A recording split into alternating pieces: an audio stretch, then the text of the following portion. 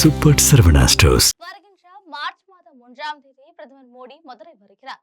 இதனையொட்டி அதிமுக பாஜக இடையிலான தொகுதி பங்கீடு சண்டை விவகாரம் முடிவுக்கு வருகிறது. இதை பற்றி ஜெம் தொலைக்காட்சி வழங்கும் சிறப்பு செய்தி தொகுப்பை இப்போது பார்க்கலாம்.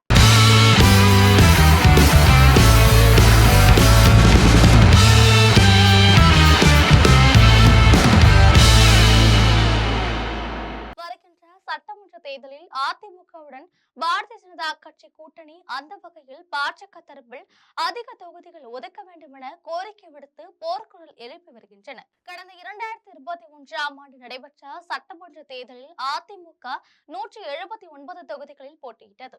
மேலும் கூட்டணி கட்சிகள் 12 இடங்களில் இரட்டை இலை சின்னத்தில் போட்டியிட்டன. இதில் பாரதிய ஜனதா கட்சி 20 தொகுதிகளிலும் பாட்டாளி மக்கள் கட்சி 23 தொகுதிகளிலும் போட்டியிட்டன. இந்த நிலையில் வருகின்ற சட்டமன்ற தேர்தலில் தங்களுக்கு 50 தொகுதிகளுக்கு மேல் ஒதுக்க வேண்டும் என அதிமுகவிடம் பாஜக கோரிக்கை வைத்திருக்கிறது. ஆனால் இதற்கு அதிமுக தரப்பில் மறுப்பு தெரிவிக்கப்பட்டு இருக்கிறது. உள்துறை அமைச்சர் அமித்ஷா பேச்சுவார்த்தை நடத்தியும் கூட அதிமுக பாஜக கூட்டணி தொகுதி பங்கீடு குறித்து சரியான முடிவு எடுக்கப்படவில்லை. இதற்கிடையே புதிதாக கூட்டணி சேர்ந்திருக்கும் டிடிவி தினகரன் தலைமையிலான அம்மா மக்கள் முன்னேற்ற கழகமும் தனக்கு கூடுதல் தொகுதியை ஒதுக்கி தர வேண்டும் என கோரிக்கை விடுத்திருக்கிறது. கடந்த 3 மாதங்களுக்கு மேலாக அதிமுக பாஜக கூட்டணியில் தொகுதி பங்கீடு குறித்து ஏராளமான சர்ச்சைகள் நிலவி வந்த நிலையில் தற்பொழுது அதற்கு முடிவு ஏற்பட்டிருக்கிறது. தொகுதி பங்கீடு குறித்து அதிமுக தரப்பிலும் பாஜக தரப்பிலும் டெல்லி பாஜக மேலிடம் பேசியிருக்கிறது.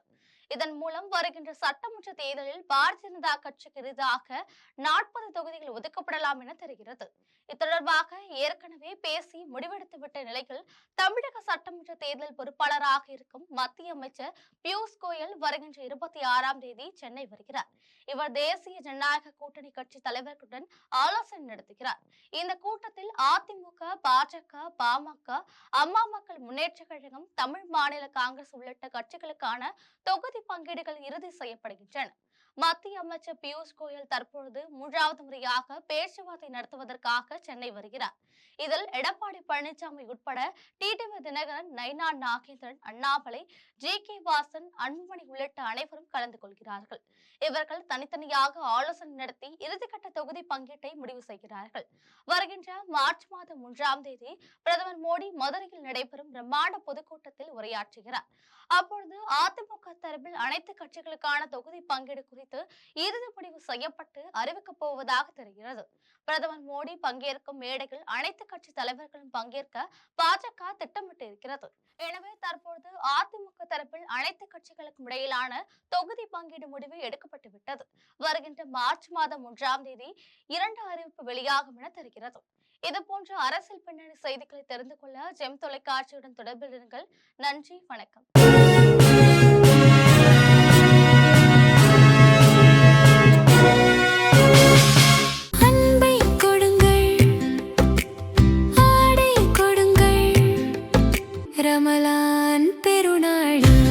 Super Saravana stores.